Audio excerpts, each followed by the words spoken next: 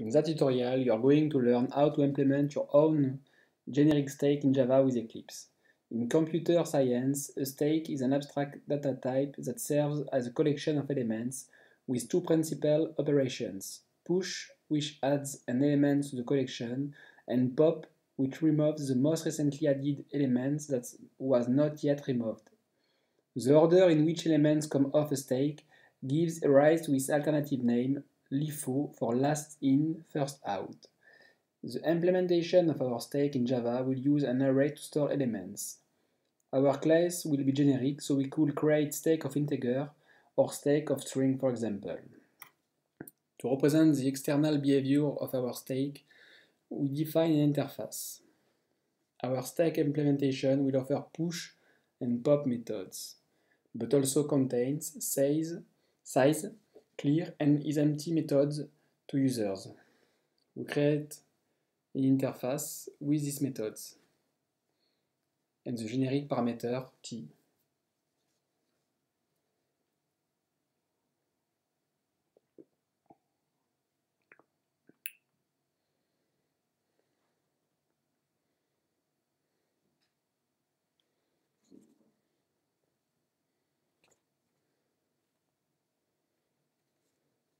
Okay, now it's time to write the implementation of our stake based on an array. It will be called ArrayStake.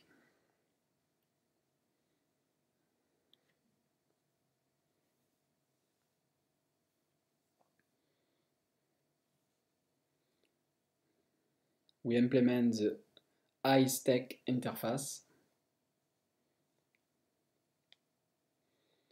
Our stack is generic, so we define the t parameter.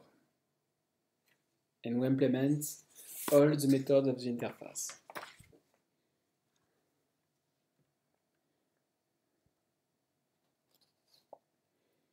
Then we create a constant for the default capacity of our ArrayStake implementation.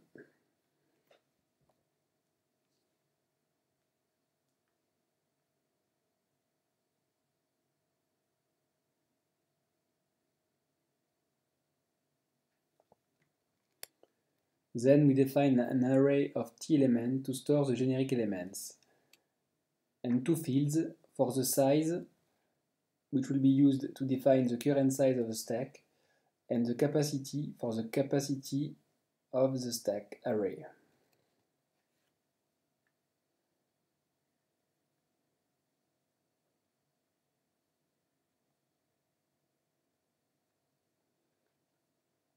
In the default constructor, we set the capacity with the default value.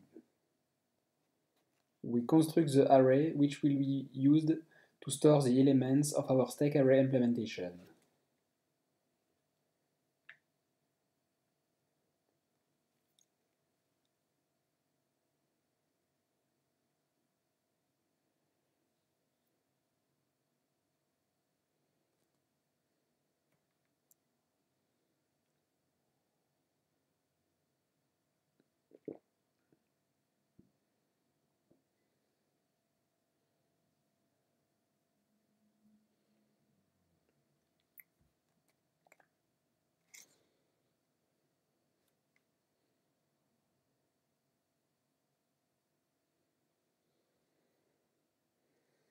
In the second constructor, we define a specific parameter to define the capacity of the stack.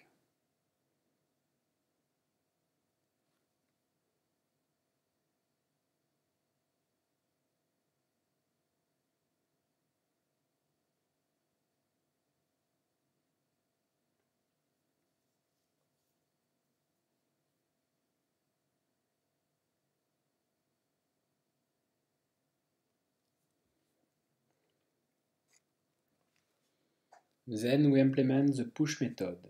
We check if we need to increase the size of the array. If yes, we increase the size of the array by 1 and we copy the current array content to the extended array via the static copyof method of the array class.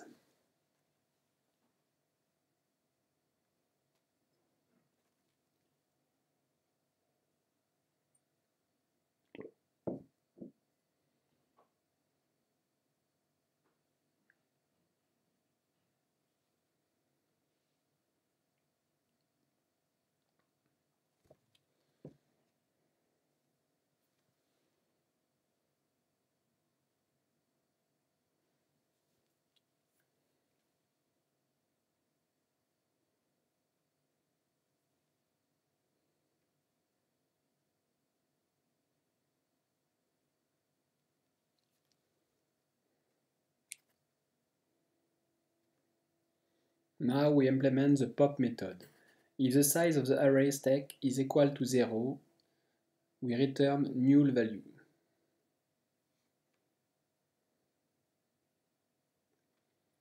Otherwise, we are reducing size and then getting value from stack. Because size is always one more array index, because index starts at 0. So if you have just one element in stack, then valid index is 0, but size will be 1.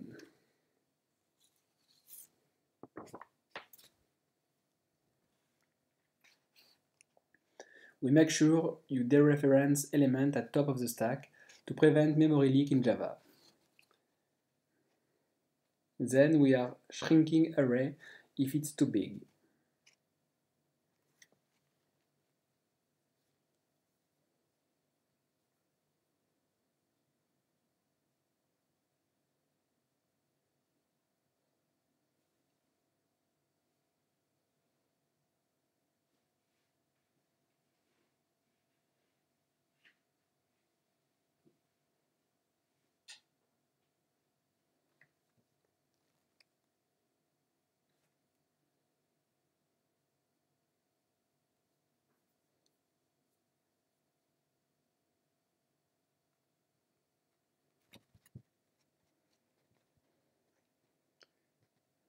Then we define the contents method to check for an element passed in parameter if it's present in the stack. For that, we iterate in the element of the stack stored in the store array. If we find the element in the store array, we return true.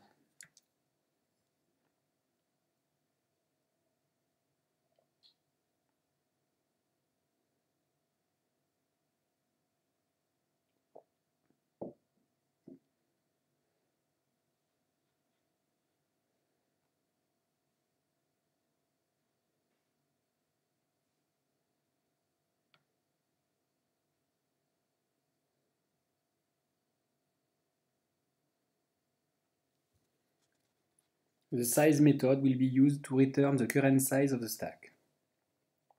The clear method will be used to let users to clear the stack content. We make sure we release reference of all elements to avoid memory leak in Java. Then, at the end, we set the size to 0.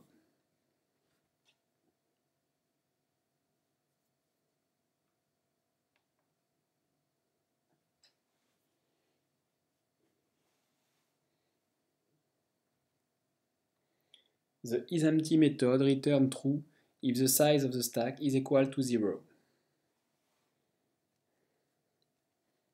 Lastly, we implement the toString method to return the content of the stack from top element to bottom element.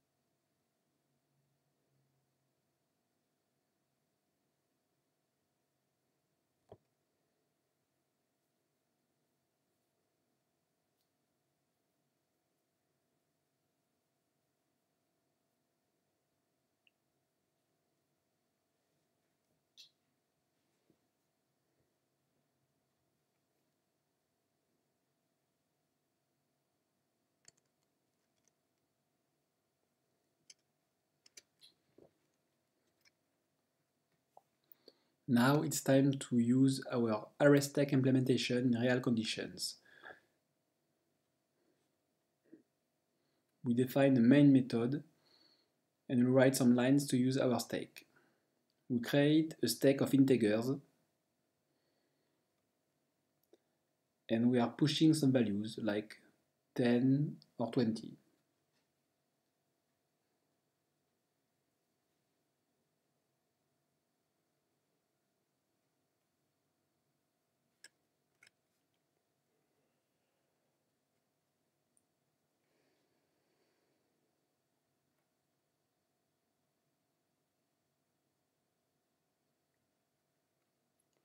Then we display the content of the stack.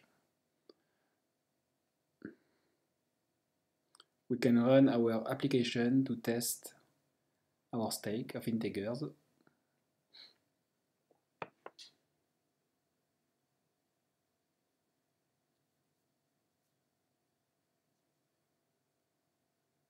Okay, it works.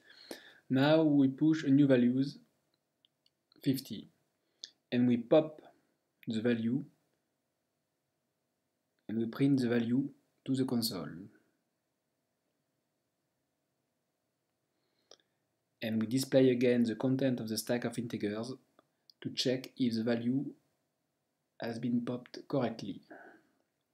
We can try our application, run as a Java application. Okay, the value is 50 and the new content is the same than previously.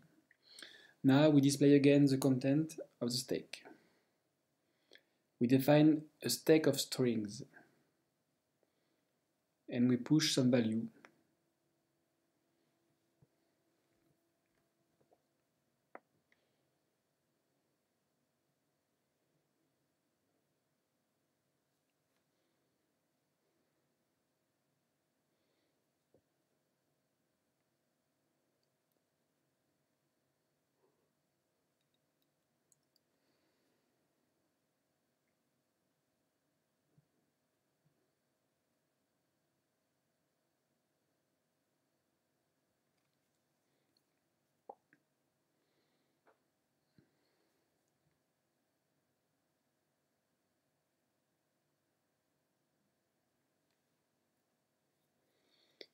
And finally, we print the content of the stack of string.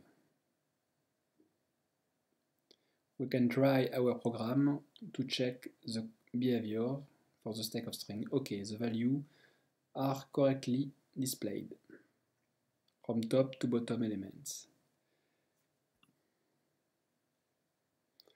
Our stack custom implementation in Java works correctly. And furthermore, it's a generic stack implementation. That's all for the tutorial. To discover more tutorials on Java development, don't hesitate to subscribe to the SSOREL channel.